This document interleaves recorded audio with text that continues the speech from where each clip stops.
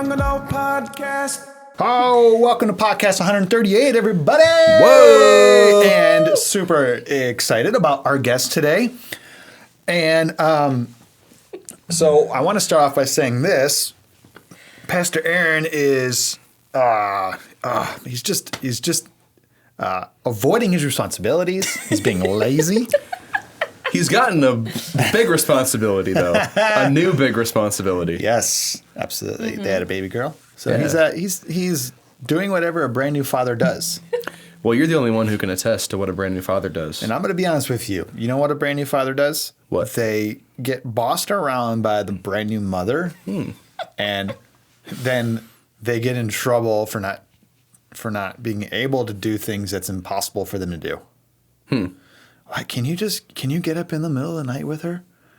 Well, I guess if I could feed her, I would. So I'm getting in trouble for something. It's impossible for me to do. You see what happens? See how hard new fathers have it? Except for there's so many ways that you could wake up in the middle of the night and feed her. Explain one. They can have, this is so weird, they're going to have like breast milk bags in the fridge. You said- warm it up. No, they don't have that yet. They don't have that. I'm pretty positive. They just don't. It just... They could have pumped, they could have done formula. There's two different options. Nope. I say big fat no to that. What do you think, Preston? I am not a woman nor a father. So, my insight? I don't know. We'll figure it out when it comes. My insight, I have nothing. I know. So I would say the best a father can do is just say, I'm sorry. I'll do better next time. I'll do whatever you need me to do. I mean, I'll tell you right now, for me personally, I remember with our first child in particular, this did not happen with our other two that we had. But with the first one we had, for some reason, the way that the labor and delivery went, she delivered through the middle of the night. And so we started off just bad because once the baby was in our arms, we were both extremely exhausted. Yeah. And then you have to use you're on your reserve energy, and then you take care of the baby all day, and then night comes, and you're like, okay, I'm so excited to go to sleep, and then you end up staying up most of the night because the baby needs stuff, and the nurses are in and out a lot, and so then you're way behind on sleep, okay? Yeah. And have you ever been so behind on your sleep that your body goes to sleep even when you don't want it to? Maybe you sat down, I'm going to sit down for 5 minutes and you fell asleep for 2 hours. Oh, yeah. Have you ever been that tired? Okay. Yeah. No? Well, I hit that. That's a blessing. That is a blessing. I hit that level. Okay. And I remember just finally my body said enough, you're going to go to sleep. And I just remember the nighttime came, I think the baby fell asleep, and Jen and I laid down in bed, and boom, lights out. And I think a train probably could have come through our house, and I wouldn't have woken up because in the morning, Jen was very upset with me because apparently You were just out. and she thought I was faking it. Oh, no. Oh yeah, she's like, I was trying to wake you up, and I know you were just ignoring me, and I'm like, God is my witness. I don't remember anything about last night. I'm sorry. My body just went into sleep, survival mode. Because if you don't get enough sleep, your body, right? Oh, yeah. You're just finally your body's no, you're going to go to sleep even if you're laying on rocks. You're going to go to sleep. Yeah. That's what I hit.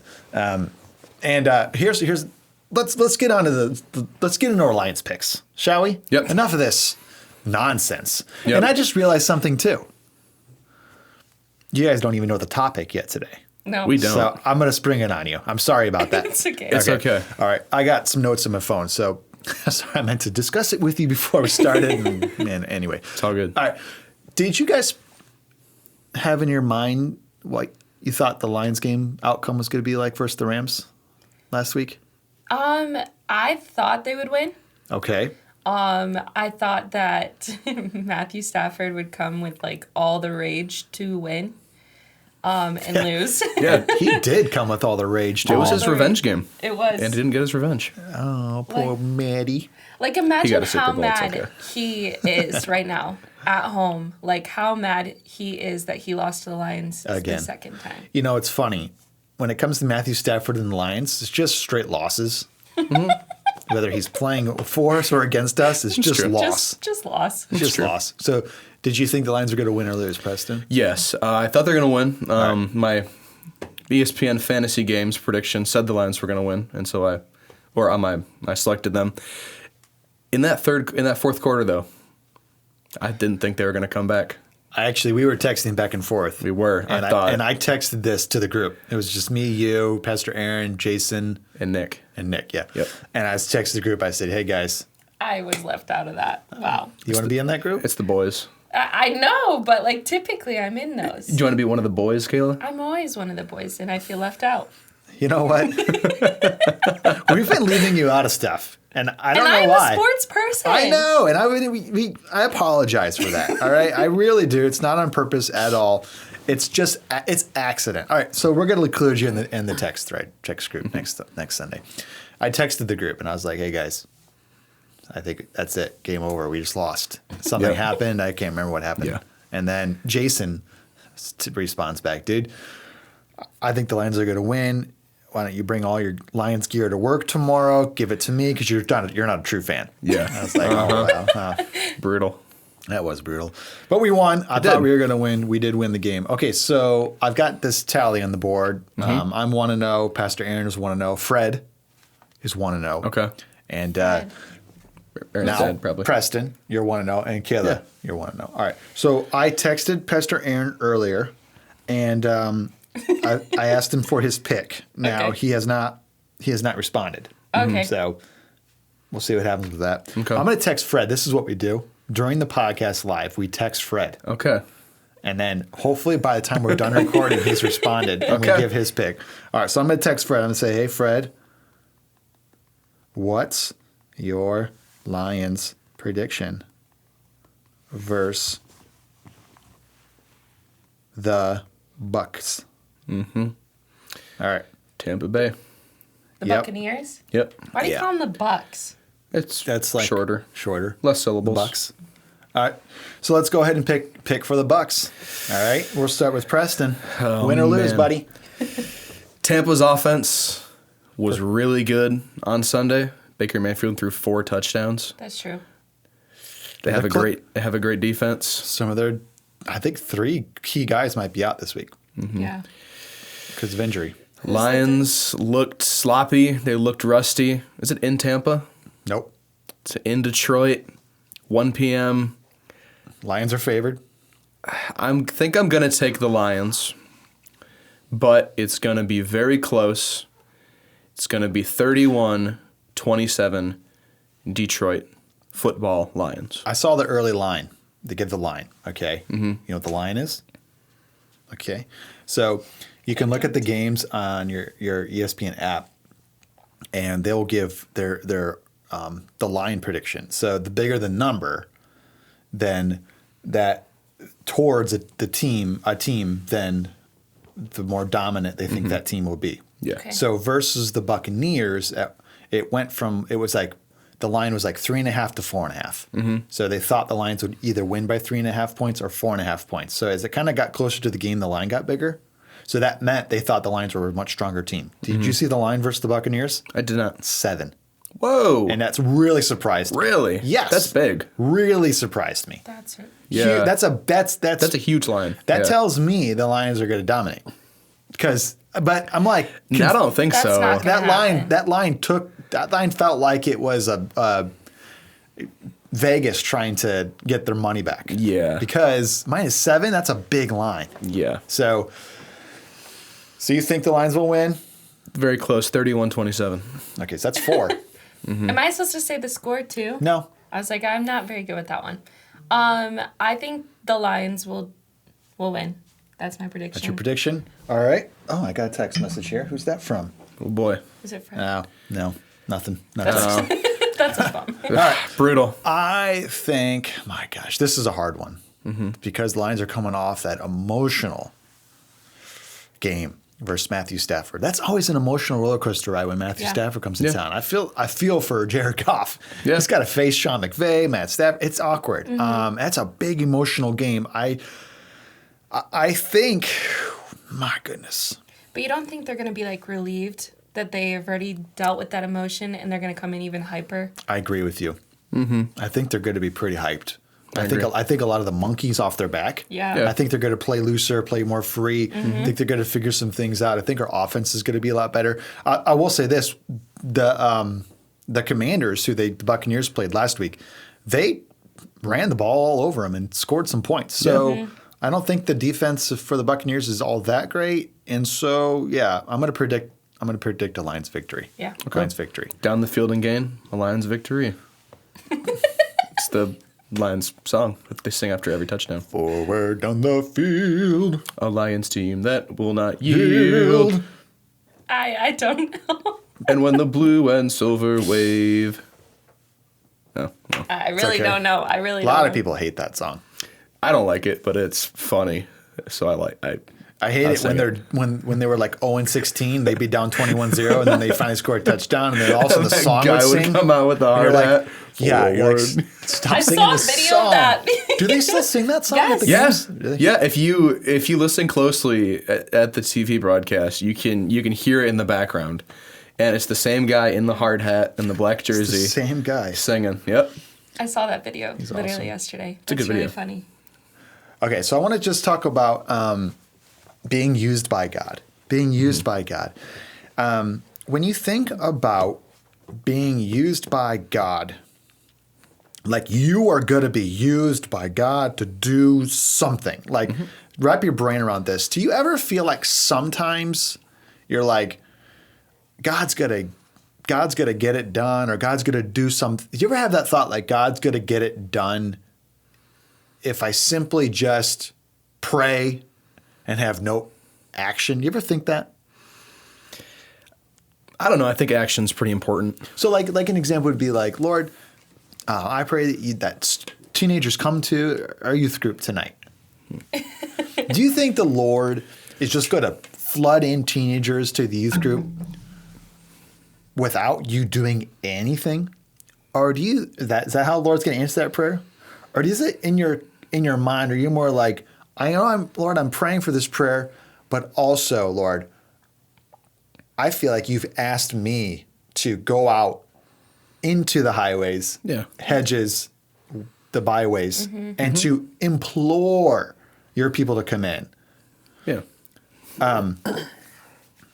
So I feel like I've battled with this sometimes. That, Lord, I'm praying for this thing. And then I'll have a mindset of like, Lord's going to do it because I've prayed for it for so long. But then I realize, wait, I don't think I've done my part in this. Do you understand what I'm saying? Yeah. God's going to use, like, oh, Lord, bring in the teenagers to Ignited on Wednesday night. Lord, bring in the teenagers to Ignited on Wednesday night. Wait, have I invited any teenagers to Ignited this Wednesday night? Yeah. Like, is the Lord going to, like, magically bring teenagers to Ignited tonight? Or do we have a big part to play in this along with prayer?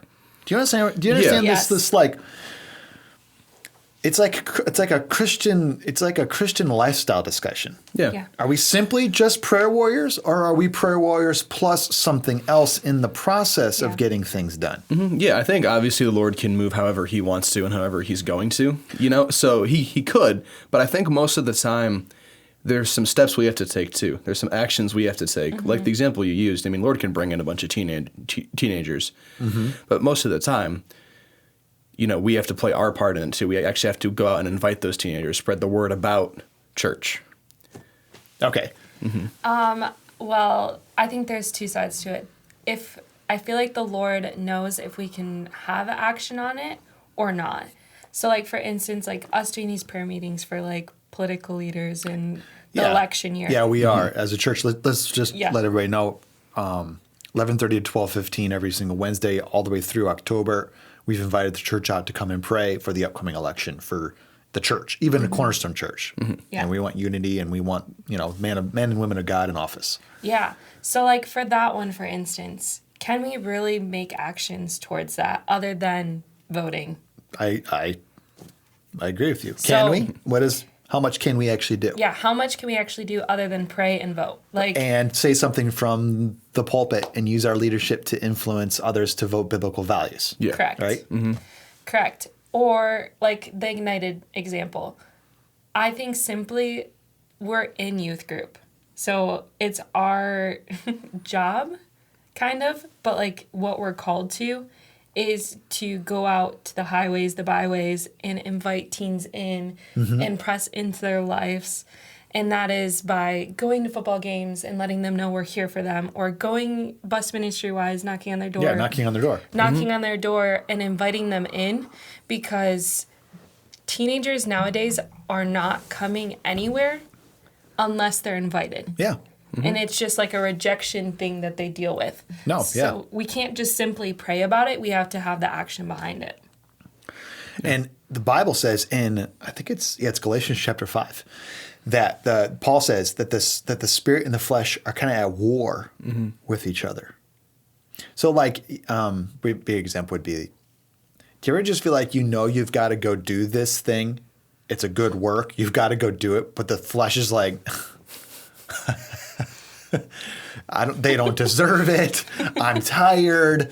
They don't deserve my good works today. I'm tired. I don't want to go out and do good works today. Yeah. I don't want to call that person and pray for them. I'd rather just sit in my office and watch YouTube videos. Yeah. I don't want to write this message. I'm tired. I don't, the flesh and the spirit at war against each other. And I feel like that's a lot of times what happens sometimes as a Christian is like, we pray that, oh Lord, send revival to my campus. Lord, send revival to my campus. Send revival to my campus. How is revival going to hit your campus? Logically, let's play this out. How would revival hit your campus? It's going to take some men and women of God to Yeah.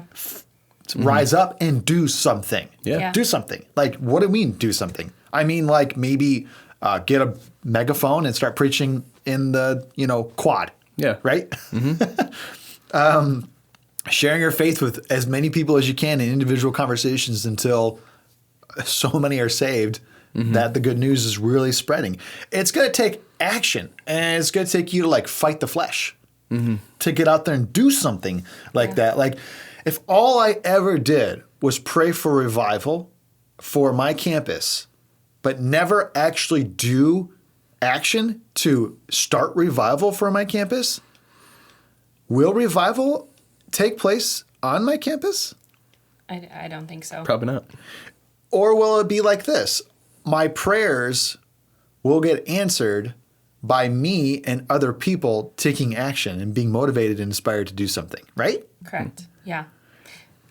When you were talking about this, it makes me think of just biblical stories of people that were stuck in bondage in some way. So for instance, the woman that was bleeding for years, she had to go out and do an action to get the healing. And then, or the Matt guy. Yeah. That gets lowered down. There was an The Matt action. guy. Matt guy. His name's not Matt. He's not Matt. But he's the Matt guy. He's the Matt guy. Yeah. He gets lowered. There's always an action when it comes. Or Jesus, he would go out and do stuff. It's always an action. So I see what you're saying. So the Matt guy, would he have gotten healed if he stayed home? No. Interesting. Why? So, but isn't God good? Yes. Why can't God heal him if he just stays home? I think it's a faith thing. Yeah. God wanted to see his faith. I think and it's and his friend's faith too. Yeah. Like that woman at the well, or woman at the well. No, the woman who was bleeding. I actually read that in my Bible yesterday. That was in my reading, and she had faith that even if she just touched the hem of Jesus' garment, that she'd be healed, and she was. But if she hadn't, she had to get to Jesus. Yeah. She had to physically fight through the crowd. She had to fight insecurities about being out in public. She had to fight the law, which told her she wasn't allowed to be in that space. Yeah. And she had to she had to take action. She had to take the steps. She had to move her body. She had to fight fatigue from all that bleeding. She had to do all this work. She had to fight for it. She had to do something. And then she touched him and his garment. And it's a miracle that happens. But she did a lot of work to get there. Yeah. So there, God does his part. I really think we have our part to play. That we can't just be simply and only the lonely prayer warrior. Correct. But I also feel like saying that out loud feels weird. Yeah. It does. It does.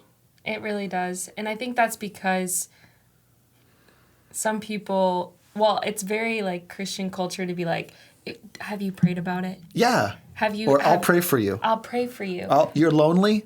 Oh, I'll pray for you. Wait, maybe I should instead take you out. Yes. Like you're lonely, like, okay, I'll pray for you from a distance. Oh, you're poor? I'll pray for you. Wait, I think the Bible says something about that. Like, unless you do something, you're a wicked person, right? Yeah. Correct. So even that aspect of just praying, like prayer is such an important part. It's the preparation of doing that action is what I truly think sometimes. It's the preparation for God to do the part, and then we do the action, and then God answers that because he sees our heart and our true intentions. Because that's ultimately what he cares about the most, is what our motive is behind what we're asking for. Yeah. So, Do you believe what the Bible says like I do? And I'm sure you're going to say yes to this, no doubt about it. But like, obviously you harvest where you plant. And that's what Galatians 6 says, that we can only harvest where we've planted something. And I think the more Christians can physically plant, the more that they can harvest. And to plant something takes work. It takes work. Like, if I'm in my office praying for people, I don't really consider that planting. I more consider that you're doing something in the spirit world. Prayer should get my heart in the right spot to go out and plant. But if I never plant anything, I'm never going to harvest anything. And I'm just trying to kind of like work all this out. I love praying. I pray all the time. But prayer is very personal. And there's a reason I like praying. And I feel like over the years, I've figured out more what prayer is about. Because I feel like early on, especially when I started working at the church, I thought prayer would make everything happen. And I found out it wasn't working. And then I'm like, wait, what's this prayer thing all about then? And then I realized, wait, prayer is different than what I was thinking. Prayer doesn't make everything happen. Prayer fills me up with all the fruits of the Spirit so that I can go out and do the good works with the right heart. Prayer puts me in a position where I'm not getting jaded, and I'm not getting angry, and I'm not feeling insecure, and I'm not feeling weak. Prayer enables me to see a harvest that's coming. But the harvest is coming because I've done a lot of great works, or I've done a lot of planting. Because you can't harvest where you haven't planted. I think there's still, I mean, obviously there's value in prayer, and there's still value in praying for people, obviously. And I think that's a great thing to do. But obviously, there's steps and there's action steps we have to take. I use the example a lot of whenever I preach of like just like being someone who's like, Lord, help me get a job, and then never applying for a job and never going to an interview and never doing that. Exactly. I think the Lord's going to be like, wait, why don't you get off your lazy butt? Yeah. Get up. Because he's not going to reward. Yeah, that's not the lifestyle we should live. No, I agree. Yeah. Lord, give me a job, but I'm going to play this video game for 17 hours straight. Yeah. And so, yeah, obviously there's great value in still praying for people, but it also helps prepare our heart, to go out and do some planting. I think there's also the part too of it doesn't only just prepare you, but like say you're about to have this like hard conversation with someone, like praying over it could could prepare their heart too in the situation that you're like about to step into. Not saying that you're not doing that action, because you're obviously going to do that, but you're going to pray and prepare first. Yeah. But once you step into that conversation, like you've already prayed over them, so you know that like God's already like prepared that side of this situation. No, you know? I totally agree. Prayer is like it fights the invisible war in the spirit world, but there's which is what we need to do. That's what prayer does. It like fights this battle in the spirit world. What do I mean, the battle in the spirit world? Well, like you feel attacked from the enemy in your mind sometimes. And like prayer just fights that war so that you can go out and be a great planter and a harvester. Yeah. All right. Let's finish the podcast not only with Pastor Aaron's pick, which he's texted me, but also we've got this elephant in the room here with our sour taste testing gummies. We bought some stuff. So you found Pastor the camera guy? Aaron has responded to my text message. He says Lions win again. So every single person has predicted a Lions win, which makes me very nervous. Yes, because every time every TV broadcaster picks the same team, they lose. Did you see that on Sunday Night Football? I did. They all picked the Lions to win, and they did. The Lions won. Oh, man, that made me nervous when I saw that. I was like, you stupid idiots. Why'd you do that? On Good Morning Football, they all picked the Rams except for Kurt Warner. He picked the Lions. Whoa. Did you see that? I picked the Rams, man. Kelsey. Kelsey. Travis? Taylor Swift? No, Jason? not Travis. Oh, What's his the mom, Donna. No. Donna Kelsey. What is his brother's name? Jason. Yeah. Jason. Taylor Swift's boyfriend's brother. Yeah. The guy in the B-Dubs commercial. Yes. Jason Kelsey. But he was broadcasting.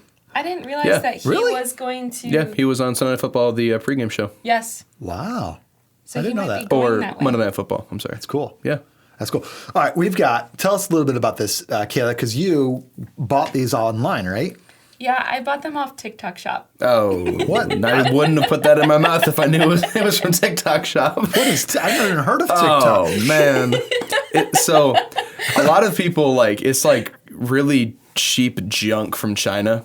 Hey, Really? this is not from China. And there's Is it TikTok China? there's some legitimate businesses on TikTok Shop, like small businesses who actually selling things. A lot of it's like drop shipping, where they buy like 100 things for like 3 cents a piece, and they sell them for $5. Okay. And it's like really cheap junk from China. Oh, yeah. But this is obviously a small business because it's. So But yeah. yeah, so small businesses will like brand their stuff on here.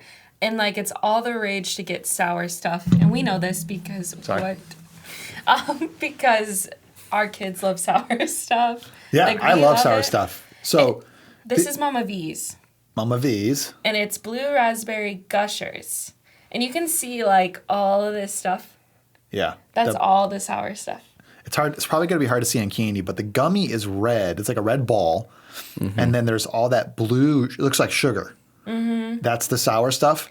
So you're going to give us a red gummy with a lot of blue on it then right now? Is that what you're going to pick out for us? It's like blue sugary sand. It looks like. Is the more blue, the more sour? I don't know. We're going to find out. There's one right there that is so blue. Yes. Go for it. Honolulu blue.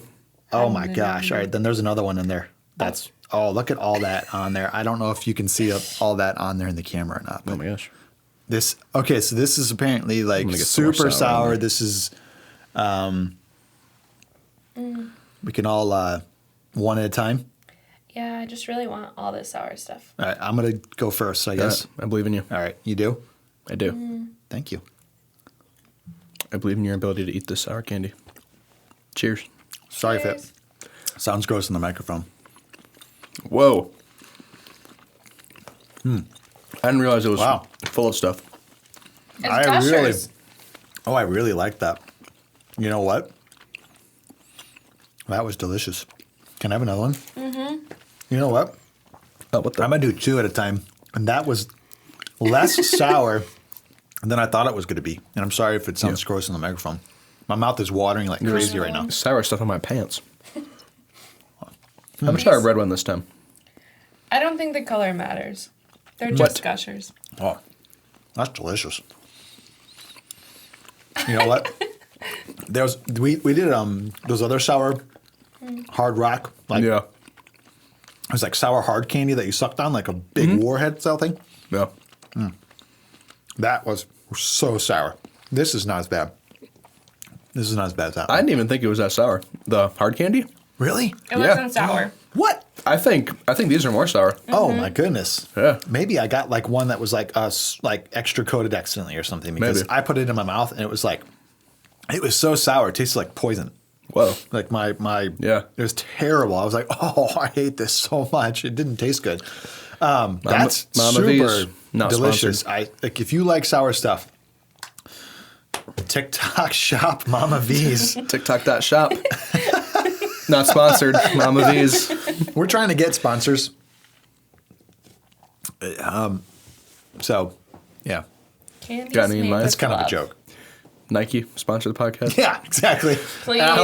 HelloFresh. Apple can sponsor the podcast. That'd be fine. You know you've made it when HelloFresh sponsors your podcast. Really? HelloFresh. Yes. Sign up with code CYA20 to get 20% off your first box. CYA 20% off. That's right. Now through the end of October. That's right. It's been great to be with you today, audience. Thanks for the special guest, Preston and Kayla. It's my pleasure. You know what? You filled in so well. I don't think we need Aaron anymore. Don't say that. Don't say that. Don't Just say joking. Just joking. Maybe I'll cut out this part. that.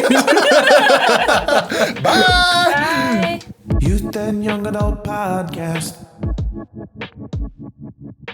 Youth and Young Adult Podcast. Youth and Young Adult Podcast.